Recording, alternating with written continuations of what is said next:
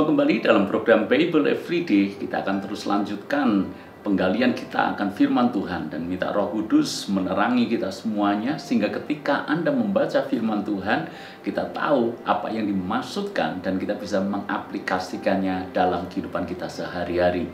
Kita sudah tiba di Yesaya pasal yang ke-17 dan kita akan terus belajar tentang ucapan ilahi terhadap negara-negara atau terhadap kota-kota.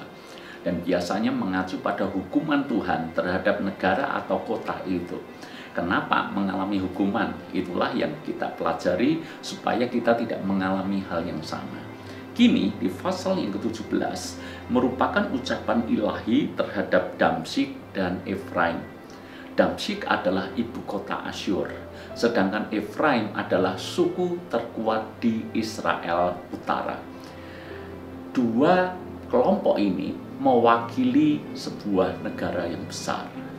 Damsyik mewakili Asyur, sedangkan Efraim mewakili bangsa Israel.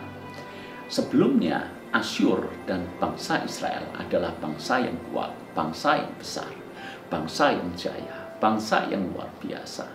Namun walau demikian, hukuman ternyata menanti mereka. Kita coba baca ayat yang pertama. Ucapan ilahi terhadap Damsyik, sesungguhnya Damsyik tidak akan tetap sebagai kota, nanti menjadi suatu timbunan reruntuhan. Ini merupakan hukuman yang bakal menanti Asyur. Damsyik adalah kota yang besar, kota yang megah, kota yang kuat, bahkan menjadi pusat kebudayaan pada waktu itu. Namun satu kali kelak akan menjadi timbunan reruntuhan. Artinya bahwa kota Damsyik akan hancur. Kejayaan Asyur akan habis dan lenyap. Hal yang sama menimpa kepada Efraim. Coba baca ayat yang ketiga. Kubu-kubu akan hilang dari Efraim dan kuasa kerajaan akan lenyap dari Damsyik. Juga sisa-sisa Aram semuanya akan lenyap, sama seperti kemuliaan orang Israel. Demikianlah firman Tuhan semesta alam.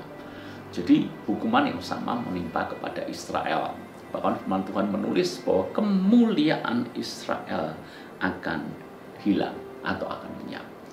Padahal Israel pernah mengalami masa yang luar biasa, namun akhirnya mengalami hukuman yang sangat-sangat mengerikan, hukuman yang sangat-sangat fatal. Menjadi pertanyaan, kenapa bangsa Israel, bangsa Asyur, istimewanya bangsa Israel yang merupakan bangsa pilihan Tuhan, biji mata Allah sendiri, mengalami hukuman sedemikian rupa? Maka kita akan membaca ayat yang ke-7 dan ayat yang ke-8. Inilah masalah kenapa Efraim atau Israel mengalami hukuman Tuhan. Ayat 7. Pada waktu itu manusia akan memandang kepada Dia yang menjadikannya, dan matanya akan melihat kepada yang Maha Kudus Allah Israel. Ia tidak akan memandang kepada mezbah-mezbah buatan tangannya sendiri, dan tidak akan melihat kepada yang dikerjakan oleh tangannya, yakni tiang-tiang berhala dan pedupaan. Setelah hukuman itu menimpa baik Asyur maupun Efraim atau Israel, maka Tuhan menulis seperti ini. Saat itulah baru manusia akan memandang kepada Tuhan yang menjadikannya, dan bukannya memandang kepada mezbah-mezbah buatan sendiri. Apa maksud daripada ayat ini? Ayat ini justru menjelaskan kenapa Damsyik maupun Efraim atau Asyur maupun Israel mengalami hukuman Tuhan. Sebab selama ini mereka memandang kepada mezbah-mezbah buatan tangan mereka sendiri. Barulah nanti ketika hukuman menimpa, mereka sadar, mereka bertobat, dan mereka akan memandang kepada Tuhan yang menjadikannya.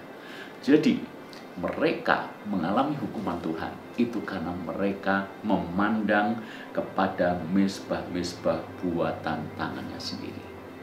Mereka menciptakan berhala untuk mereka sembah. Mereka yang menciptakan dan mereka menyembah yang Dia ciptakan itu.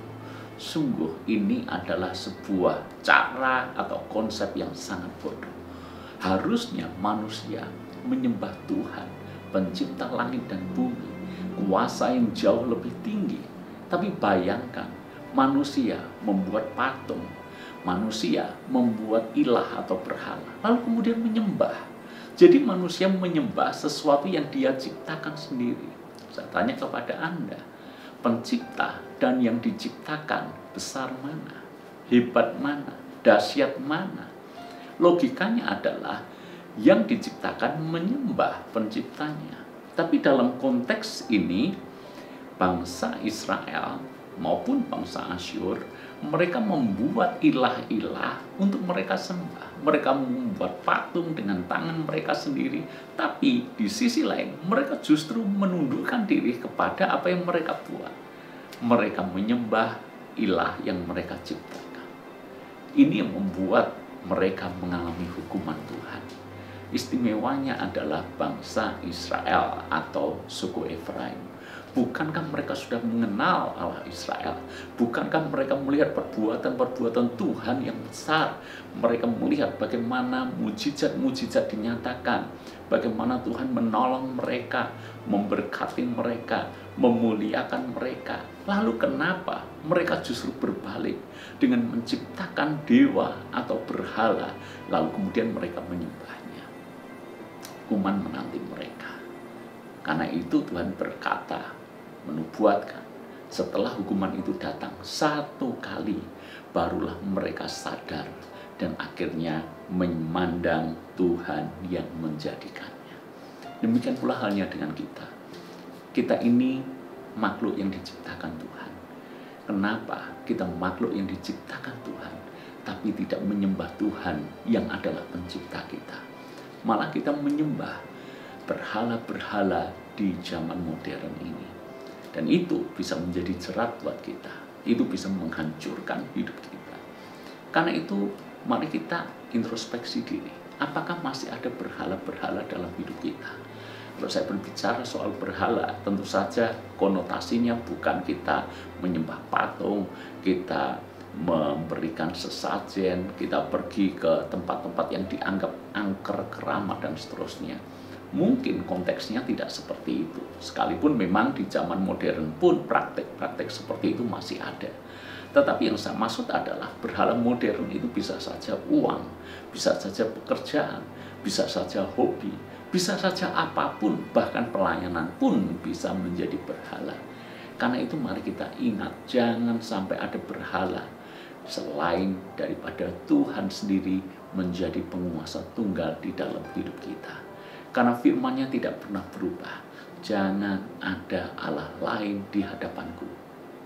Begitu kita menyembah Allah lain, kita memiliki berhala dalam hidup kita. Itu menyakitkan hati Tuhan.